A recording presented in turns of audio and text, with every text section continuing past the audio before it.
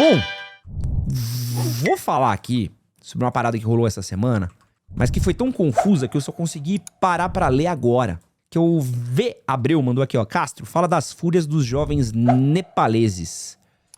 Teve uma treta no Nepal. Teve uma tretinha no Nepal.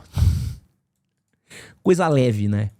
Invadiram um parlamento, né? Invadiram uma série de mansão de rico. Mataram uma rapaziada. Coisa super do bem, assim. Super suave, né? E aí o Nepal, ele tá passando por esse momento muito louco. Muito louco. Que tá sendo capitaneado pelos jovens da geração Z. Que é um movimento de revolta muito grande dentro do Nepal. Muito grande. É a primeira revolução da geração Z, né? A galera já cunhou isso, né? Eles mesmos levam esse nome. Os caras levam as bandeiras do One Piece. Eles falam muito sobre Nepo Baby. E aí, quando a gente falou recentemente sobre a guerra entre gerações, foi muito curioso, mano. Eu fiz esse vídeo na terça-feira, rolou o rolê no Nepal, acho que na quarta ou na quinta. Muito louco. E aí, deu essa revolução. E basicamente o que acontece no Nepal? O Nepal, ele é um país que ele teve uma intervenção maoísta nos anos 2000. Teve uma guerra lá, foi um grupo super pesado. E aí os maoístas ganharam. Foi instalado um regime parlamentarista. Então o Nepal, ele tem um parlamento, primeiro-ministro e tudo mais. O Nepal é um país muito pobre. Muito pobre.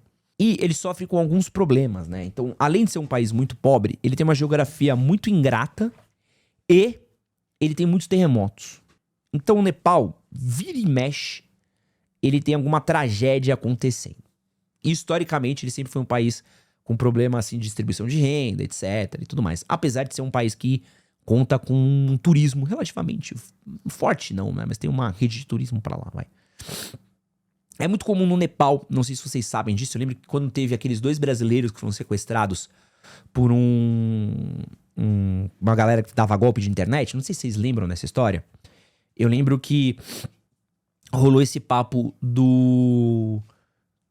eu cheguei a ler, né, que é muito comum jovens no Nepal saírem do Nepal para procurar emprego em outros países, é muito comum, e muitos deles acabam sendo sequestrados, acabam sendo levados para trabalhar em subemprego, acabam trabalhando sob sequestro, e é muito comum esse tráfico humano de jovens do Nepal, né? Porque eles não conseguem trabalhar dentro do Nepal, eles precisam sair do Nepal, e aí lá eles acabam sendo sujeitos a uma série de riscos, de coisas assim. Realmente é muito triste de ver o que acontece com a juventude nepalense, que acaba não tendo outra opção a não ser sair do país para ganhar algum tipo de dinheiro, algum tipo de renda, né?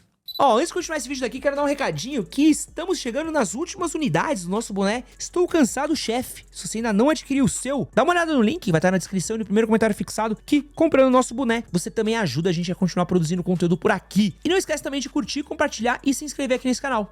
De volta pro corte.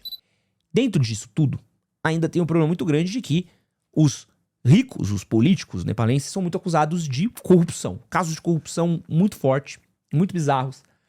Desvio de dinheiro muito grande. E tem a questão dos Nepo Babies nepalenses, né? No Nepal, é muito comum os filhos de político ostentarem nas redes sociais, né? Então, eles ostentam com, tipo, sei lá, Patek Philippe, Rolex e esse tipo de coisa. Então, eles vão... Pô, é uma galera que vive na miséria, na pobreza. E quando eles olham pro Nepal, pros políticos no Nepal, você vê o filho do Nepal fazendo ostentação, banquete, jantar... E a rapaziada sem ter o que comer, sem ter onde trabalhar, sem ter o que fazer. E isso vai virando uma loucura. E eles começaram a organizar protestos, organizar uma série de coisas. Protestos esses organizados nas redes sociais. O que os queridos dos políticos nepaleses resolveram fazer, né? Simplesmente meteram e resolveram proibir as redes sociais. Que deixou a galera completamente tantando as ideias. E aí nisso, mano, a galera ficou maluca, né? Maluca. Deu um puta quebra-pau. Foi pra rua, botaram fogo em casa, chegaram a matar uma rapaziada. Sim, acho que tá numa média de 72 mortes. Até agora, tá rolando uma parada muito pesada no Nepal, né? Perseguiram um político, caçaram um político e tudo mais. E nisso, eu acho que a gente viu aí, tanto que agora rolou uma eleição via Discord, E aí eles vão ter uma eleição em março de 2026. Então, essa coisa do próprio... Aqui, ó, pra quem quiser dar uma lida, né? Rapper adorado pela geração Z desponta como líder político, né? E aí tem uma outra parada que tá acontecendo, que é...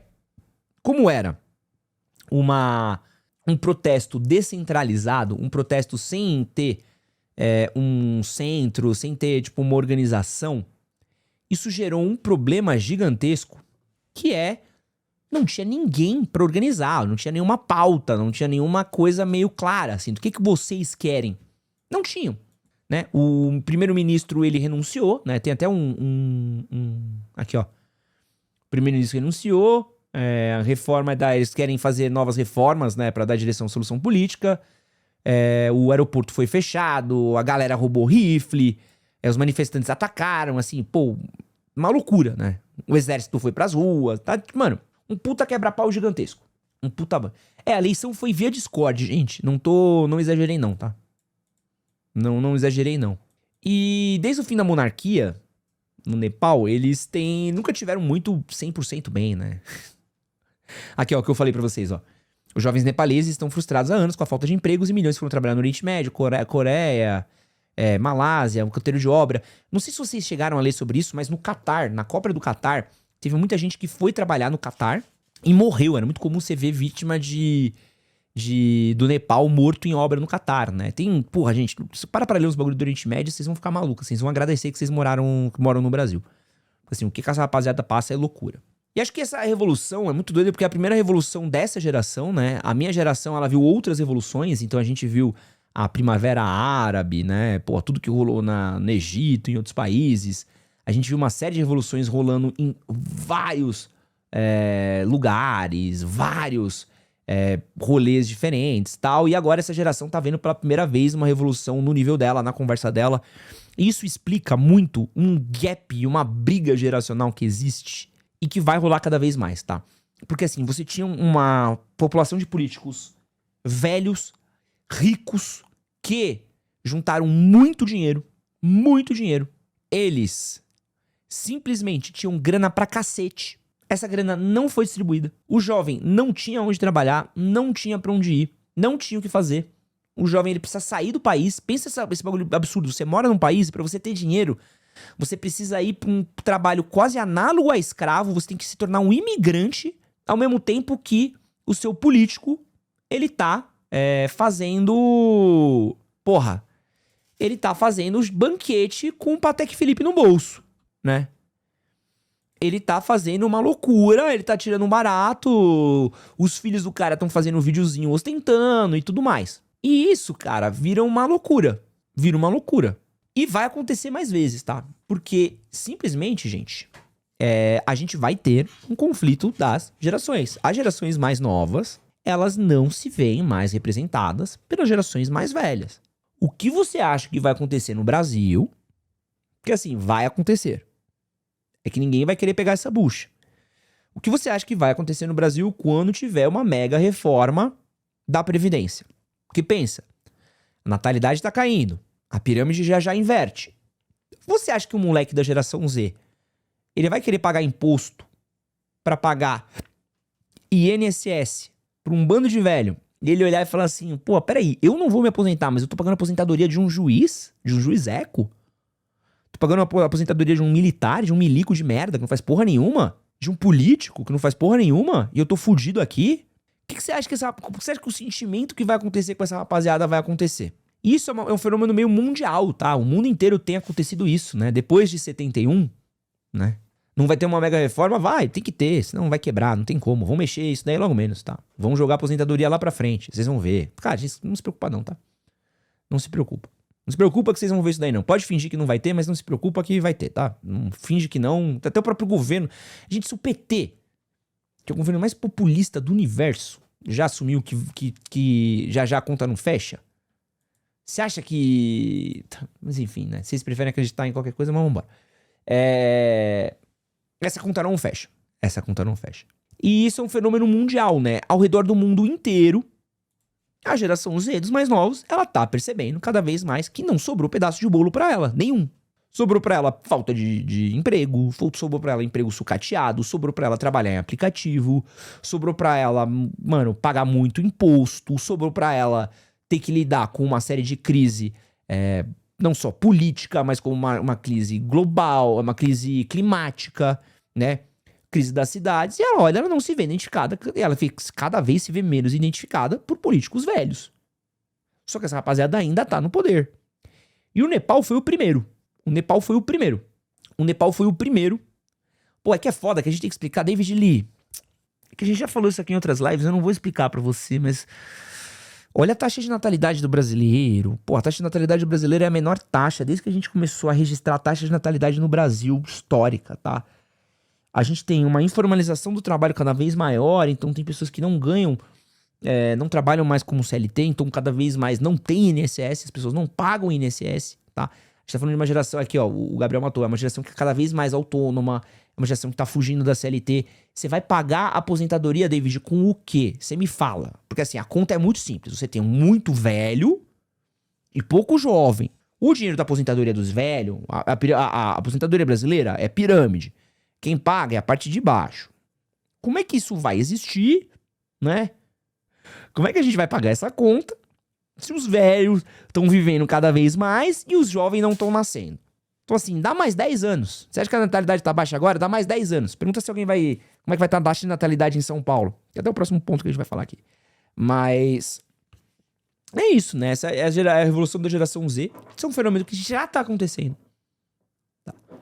Isso é uma parada que a gente... A taxa de natalidade se mantém firme, mais de 2 filhos. Pô, Deliveira, ó. Se eu mostrar pra você que não, eu vou te quicar da live, tá? Cadê? Pronto.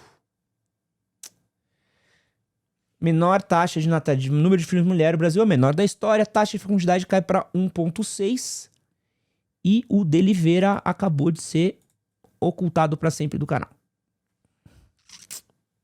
Tá bom? E esse aqui é o dado pra vocês, tá? Esse é o dado que é preocupante pra gente, tá? Então a gente tem tido menos reposição da população, o que afeta a gente... Foda. A gente tá em 1,6. Se eu não me engano, a média que a galera dá é que a gente chegar a 1,4.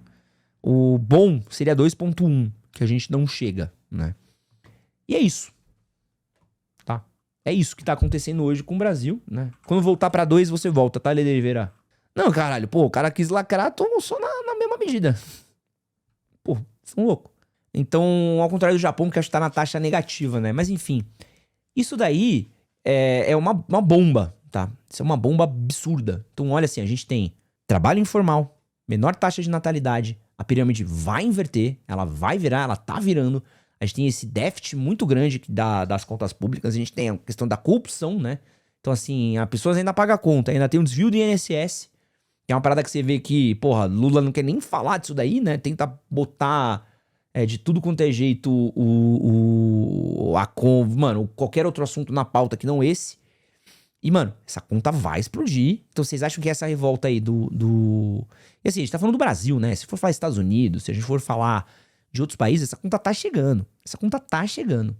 Tá chegando gigantesca. E a gente vai ver cada vez mais países justamente com isso.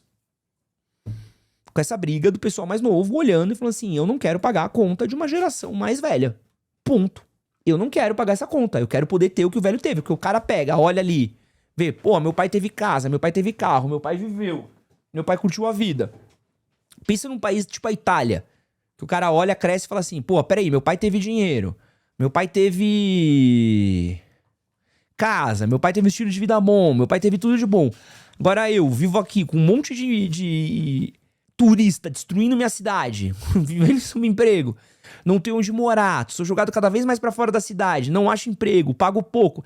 Mano, a galera vai ficar cada vez mais revoltada e você vai ver. E os imigrantes foram escolhidos por essa rapaziada como bode expiatório. Gente, o imigrante, assim, papo de doido. Mas enfim, né? Tá ficando um bagulho cada vez mais tenso no mundo, velho.